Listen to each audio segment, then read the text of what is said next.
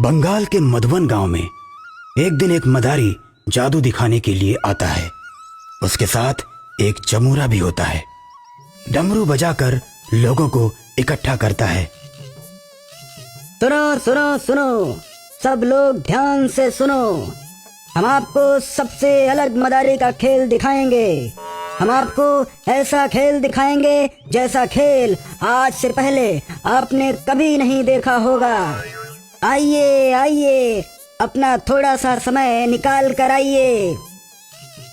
धीरे धीरे लोग इकट्ठा होना शुरू हो जाते हैं। जब खूब सारे लोगों की भीड़ इकट्ठी हो जाती है तो मदारी खेल शुरू करता है।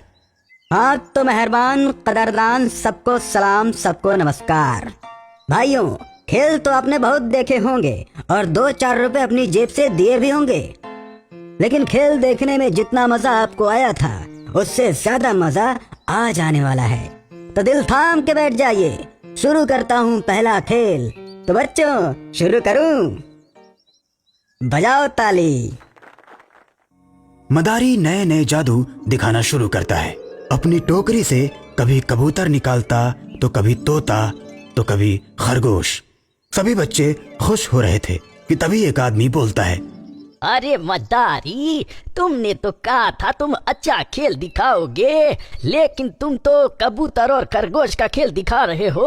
अगर तुम अच्छा नहीं दिखा सकते तो चले जाओ यहाँ से। ठीक है भाई, दिखाता हूँ, लेकिन डरना मत। अब मदारी अपने जमूरे को अपने सामने रखकर उसका सिर काट देता है, जिसे देखकर सभी लोग डर जाते हैं। अब मदारी चारों तरफ घूम घूम कर लोगों से पैसे मांगता है। सब लोग डर की वजह से पैसे दे देते हैं। तो बताओ बच्चों, जमूरे का सिर जोड़ दूं? सभी लोग हाँ हाँ में जवाब देते हैं। अब मदारी जमूरे का सिर जोड़ने के लिए मंत्र पढ़ता है, लेकिन उसका सिर नहीं जुड़ता। मदारी बार बार कोशिश करता है, लेकिन जमूरे का सिर नहीं जोड़ पाता और अंत में परेशान होकर बोलता है, भाइयों, जिसने भी मंत्र चलाया है तुरंत अपना मंत्र वापस ले ले तो बच जाएगा, नहीं तो मैं मंत्र चलाकर अपने जमूरे को तो बचा लूंगा, लेकिन जिसने मंत्र चलाया है उसका सिर कट जाएगा।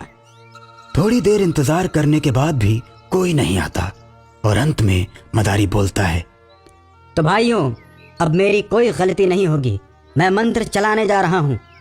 मदारी जैसे ही मंत्र चलाता है तो सामने की बिल्डिंग की तीसरी मंजिल से एक लड़की का सिर कट कर गिर जाता है। लड़की के मरते ही जमूरे का सिर जुड़ जाता है और वो उठकर खड़ा हो जाता है। ये देख सभी लोगों में भगदड़ मच जाती है। सब लोग मदारी को मारने के लिए आते हैं। मदारी, तुमने हमारे इलाके में आकर एक लड़की को मारा है, अब तो भी मरने के लिए तैयार हो जा मदारी। सभी आदमी मदारी और जमूरे को चारों ओर से घेर लेते हैं। तभी लड़की का बाप आता है। रुको, क्यों मारने जा रहे हो इस मदारी को? सर, इसने आपकी बेटी को मार डाला। लेकिन मेरी बेटी भी इस जमूरे को मारने वाली थी। जो हुआ अच्छा हुआ। मैंने अपनी बेटी को बार बार समझाया था कि ये जादू मत सीख, लेकिन मेरी एक नहीं मानी और उसने जादू सीखा भी तो अधूरा। वो किसी चीज को रोक सकती थी लेकिन उसे खोल नहीं सकती थी। मैंने उसे मना किया था कि इस जादू का इस्तेमाल कभी मत करना, किसी की जान जा सकती है, लेकिन नहीं मानी। आज खुद उसकी जान चली गई। फिर जादूगर लड़की के पापा उस मदारी को कुछ पैसे देते हैं और बोलते हैं, अब जल्दी से यहां से चले जाओ। मैंने तो तुमको माफ कर दिया क्योंकि मैं अपनी बेटी को जादूगर नहीं बनाना चाहता था, लेकिन यहाँ ऐसे बहुत से लोग हैं जिन्हें अपने बच्चों को जादूगर ही बनाना है। वैसे लोग तुम्हें कभी जिंदा नहीं छोड़ेंगे। भाग जाओ यहाँ से। मदारी लड़की के बाप को धन्यवाद बोलकर चला जाता है और बहुत दूर एक गांव में जाकर अपना घर बनाकर रहने लगता है। अब वो लड़की बिना शरीर वाली चुड़ैल बनकर लोगों को मारने लगती है।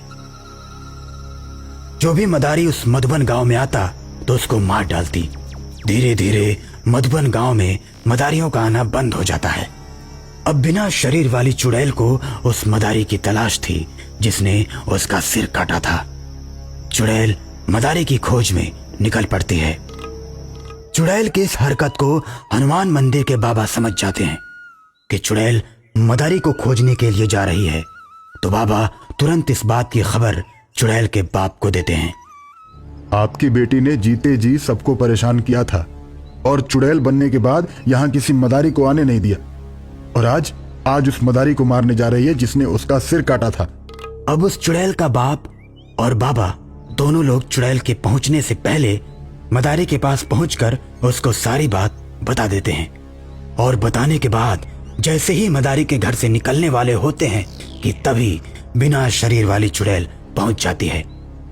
हाँ, अच्छा तो अब तू यहाँ भी पहुँच गया इसको बचाने के लिए। अब तक तो तुझे इसलिए नहीं मारा था कि तू मेरा बाप है, लेकिन अब पहले तुझे मारूंगी, फिर इस बाबा को और बाद में इस मदारी को। इतना कहकर चुड़ैल अपने मुंह से आग उगलती है। बाबा मंत्र पढ़कर अपने चारों ओर एक घेरा बना देते हैं और उस घेरे में मदारी और चुड़ैल के बाप को बुला लेते हैं, जिससे उनके ऊपर आग का असर नहीं होता। ये देख चुड़ैल और गुस्से से भर जाती है और फिर मुंह से आग निकालती है, लेकिन इस बार घेरे से टकराकर आग सीधे चुड़ैल के मुंह पर लगती है और चुड़ैल जलकर राख हो जाती है।